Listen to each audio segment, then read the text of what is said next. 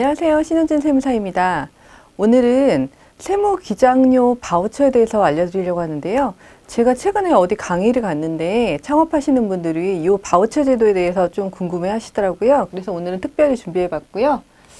목차를 먼저 살펴보면 어떤 홈페이지에서 발급받을 수 있는지 먼저 알려드릴 거고요. 그 다음에 바우처를 받을 수 있는지, 그 다음에 신청 대상은 어떻게 되는지, 그 다음에 지원 내용은 어떻게 되는지, 그 다음에 집행 절차 이렇게 손으로 알려드릴 거예요. 먼저 홈페이지를 살펴보셔야 되는데 이 사이트고요. K-스타트업 요 모양이 있는 홈페이지예요. 그래서 제가 이 강의 준비하면서 들어가 보니까 이렇게 창업 단계에서 예비, 초기, 도약 이렇게 나눠가지고 7년 미만에 보통 이렇게 보더라고요. 그래서 이렇게 해서 어떤 창업 지원 사업을 안내를 해주고 있더라고요. 그래서 여기 공고가 수시로 뜨기 때문에 창업한 지 얼마 안 되신 분들이면 수시로 이 사이트에 들어가셔가지고 어떤 지원 사업이 있나 나에게 맞는 이런 거를 찾아보시면 좋을 것 같아요. 그래서 9월 달에 이 기업 지원 서비스 바우처 창업기업 모집 공고가 떴어요. 근데 그 전에도 몇 번 떴는데 이게 보통 반기마다 한 번씩 뜨는 것 같아요. 그래서 1년에 2번 정도. 근데 사실 이게 언제까지 지원될지는 모르겠어요. 근데 지금 3차까지 진행이 됐어요. 그래가지고 이것 때문에 혜택을 받는 분들이 많으신데 제 기장 업체 중에도 대표님들 몇 분 계세요. 그래가지고 뭐 요가 학원도 있으시고 그 다음에 어떤 특허 가지고 계신 분들도 있으시고 이런데 100% 지원을 해주는 건 아니에요. 세무기장료나 뭐 법인 조정료, 개인 조정료의 100%는 아니고 70%를 지원을 해줘요. 그래서 나머지 30%랑 부가세는 개인 사업자, 법인 사업자들이 세무사님한테 이렇게 직접 전달을 해주셔야 돼요. 그래서 바우처는 1년간 최대 100만 원 한도예요. 그리고 뭐 특별한 사정이 없다면 2년간 적용이 됩니다. 그래서 구체적인 지원 대상을 먼저 살펴보면은 신청 대상을 보통 그냥 딱 직관적으로 생각했을 때 나이가 어려야 된다. 그 다음에 창업한 지 얼마 안 됐어야 된다. 그리고 회사가 좀 작아야 된다. 그래야지 지원을 해준다고 하는데 구체적인 규정으로 보면은 출생, 설립, 규모 이렇게 나눠져 있어요. 그래서 만 39세 이하 청년 창업자, 그리고 그다음에 3년 이내의 초기 창업자, 그리고 중소기업 기본법 제2조 제1항에 있는 중소기업. 그래서 40대나 50대가 나도 창업한 지 얼마 안 됐는데 나는 지원 대상이 안 되냐 이렇게 많이 물어보시는데 원래 1회 바우처 때는 지식재산권을 보유한 40대만 대상이었어요. 그래서 제가 기장하는 업체 중에 특허권 가지고 계신 스타트업 대표님 계시는데 그분은 지원을 받고 계세요, 지금. 그리고 2회 바우처 때는 40대도 대상이었어요. 근데 눈 깜짝할 사이에 다 마감됐어요. 그리고 3회 때는 40대는 아예 대상이라고 뜨지도 않더라고요. 그래서 만약 4회, 5회는 사실 어떻게 될지 모르겠어요. 그래서 만약에 40대라면 조금 더 꼼꼼하게 보시다가 빨리, 하루라도 빨리 바로 접수를 하셔야 합니다.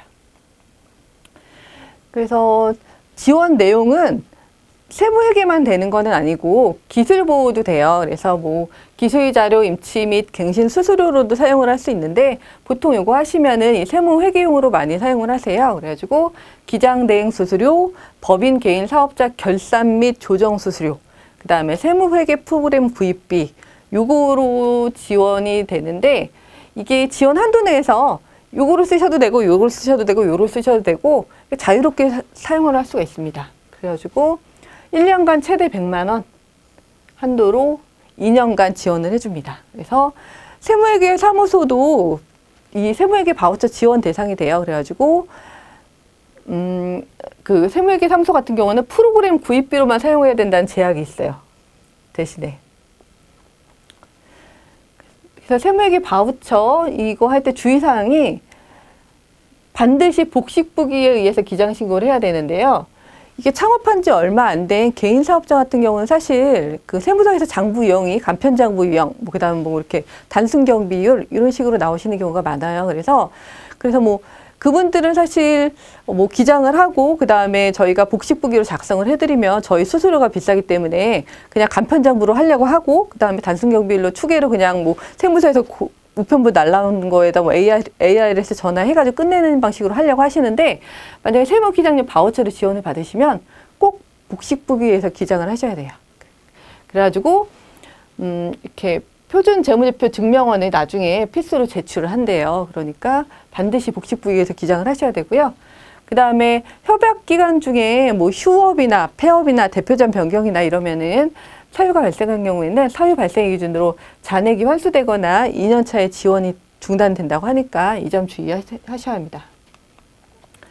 그래서 세무회계 바우처 집행 절차를 한번 살펴볼까요? 창업자가 공고를 보고 공고가 뜨고 나면은 창업자가 K-스타트업 홈페이지에다 바우처를 신청을 해요. 그 다음에 세무사회 회계사회가 왜 얘네가 하느냐? 이게 주관기관이에요. 그래가지고 세무사회 회계사회가 자격을 검토해요. 그래가지고 이용자를 선정을 해줘요. 떨어지는 분들도 있어요, 가끔. 그리고 창업자가 세무사 사무실에 서비스, 어떤 서비스를 이용하냐면 기장 서비스, 뭐 조정 서비스 이런 걸 이용을 합니다. 그 다음에 증빙을 이제 창업자가 등록을 해야 돼요. 창업자가 K-스타트업 홈페이지에다가 등록을 하는데 어떤 거에 등록을 하느냐? 월별 서비스 이용한 다음에 이제 전자세금계산서를 세무사 사무실에서 발행을 해줄 거예요. 그거를 등록을 해야 되는데 그거를 이 홈페이지에서 이 전자세금계산서를 끌어와서 등록하는 기능이 있어요. 그래서 그 방식으로 등록을 하시고 거기 옆에 보면 승인 요청을 하는 게 있거든요. 승인을 요청을 하시면은 그러면은 이제 세무사회 회계사회가 주관기관이니까 여기서 집행을 승인을 해줘요. 그리고 제가 그래서 직접 이 바우처로 대표님께서 한 거를 지원금을 받아봤는데 생각보다 되게 빨리 와요. 며칠 안 걸려요. 금방 입금되더라고요. 그래서 주의하셔야 될 게 이게 이용자로 선정되었다고 끝이 아니라 이 바우처를 사용을 하려면은 증빙, 그러니까 세금계산서를 꼭 등록을 해야 된다. 이걸 주의하셔야 합니다. 그래서 오늘 제가 알려드린 기장료 바우처 이 제도 활용하셔가지고 창업하신 대표님들이 조금이라도 자금적으로 도움을 받으셨으면 좋겠습니다. 감사합니다.